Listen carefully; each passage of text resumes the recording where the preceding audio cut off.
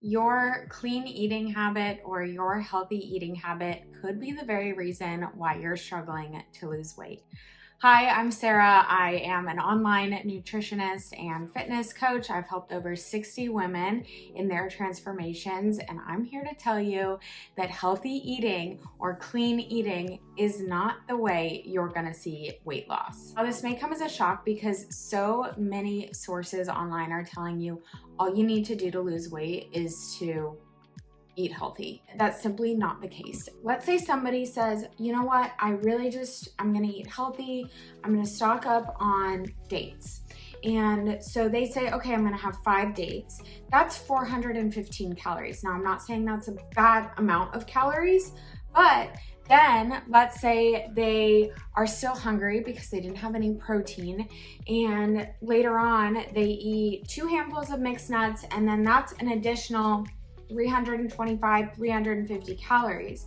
So before you know it, you have 700 to 800 calories of mostly carbs and fat with a little bit of protein and a lot of fiber that's gonna leave you hungry fairly soon because there is a lack of protein. Now, the goal here is not to fear the calories, but the goal here is to recognize that sometimes the healthy eating tactic can actually cause a calorie surplus and stop you from reaching your fat loss goals or your goals to get lean. Especially if your goal is to get lean, we need to make sure that you're getting enough protein in.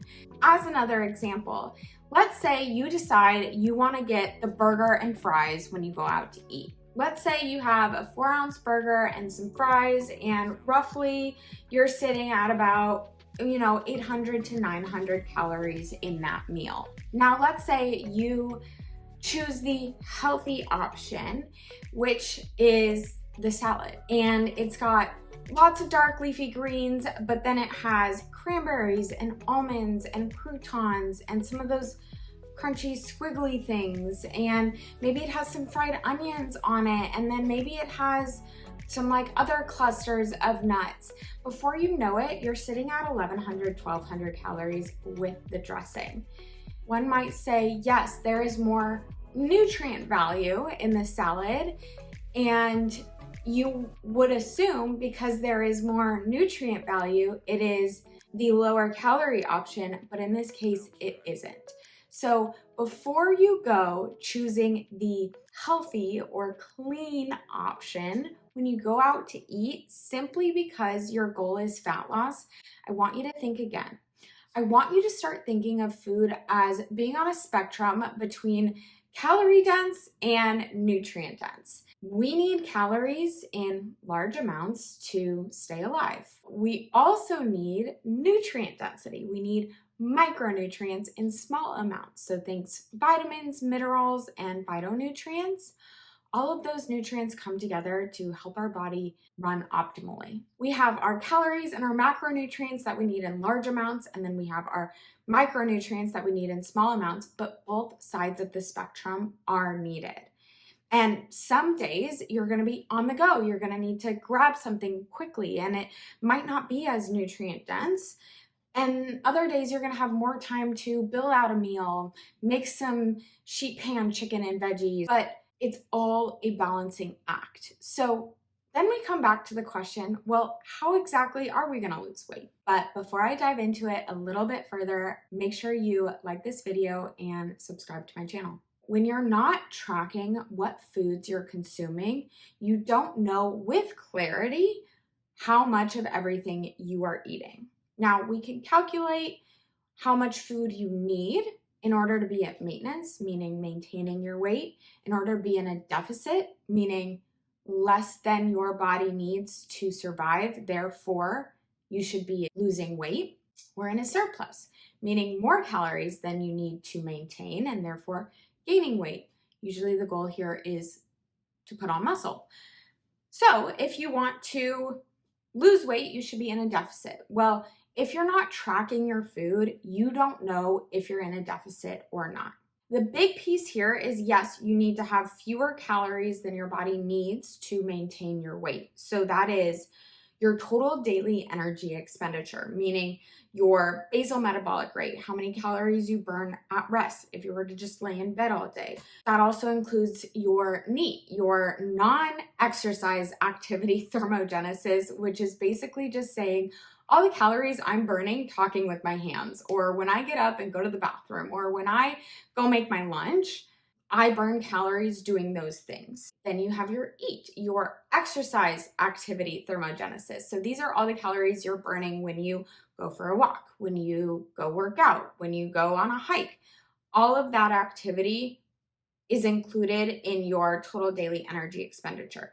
Now, there's also the thermic effect of food, which is basically how many calories you are burning when you are metabolizing and digesting your food. All of these things are your total daily calorie expenditure, your TDEE. And when you add these up, that equates to your maintenance. Now, sometimes your maintenance is higher, sometimes your maintenance is lower, but when it is calculated, it takes an average. When you're tracking your food, you know with clarity that you are either hitting maintenance, you're under maintenance, and how far exactly under maintenance you are. Then, now, because that's the most important piece, then you can dive into macros and macronutrients and food quality and micronutrients. But really, the big piece here is ensuring you are under maintenance on calories and you are getting enough protein. Typically, I recommend 1.6 grams of protein per kilogram of body weight. Once you know you are A, in a deficit, and you are B, getting enough protein, it's going to be much more simple to see fat loss. Some other factors to keep in mind: if you've been in a deficit or a fat loss phase for too long, your hormones may downregulate to that. That's what we call adaptive thermogenesis.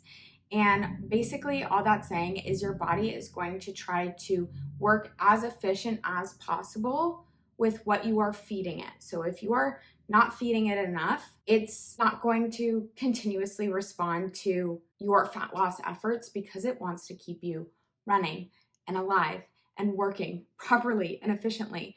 So you do need to spend some time at maintenance if you would like to see continued fat loss and you've been in a deficit for longer than 6 months. Some other things you need to keep in mind tracking wise: in order to see fat loss, you need to be pushing yourself in the gym. I could go into a whole series about how to push yourself in the gym to see fat loss. I don't want you to switch things up every week. I want you to track your workouts for 6 to 12 plus weeks, following the same routine and getting better every single time. Lifting heavier, having more sets, having more reps, improving your form, slowing the movement down, whatever you need to do to progress every single week. When you are tracking your weights, tracking your workouts, you can also know with extreme clarity whether or not you are progressing. Same thing goes for steps or cardio. If you know where you are today, but in 6 weeks you end up plateauing with your fat loss, you're able to increase your cardio, you're able to increase your sets, you're able to increase your step count, or you're able to decrease your food to see more progress. So at the end of the day, clean eating, while yes, it's important to get lots of nutrient value, lots of micronutrients, lots of macronutrients, it is not the best strategy to see fat loss because so quickly these healthy items, or these items that when someone says to eat this, not that, it is simply not advice for weight loss. When you are looking at weight loss, we need to be in a deficit. So here's your reminder: make sure you're taking all the appropriate steps to see weight loss. Get some accountability, get some support, ask the questions, drop them in the comments below. Make sure to like this video and subscribe if it spoke to you, if it helped you at all. Share it with a friend, your accountability on your weight loss journey, and I'll see you in the next one.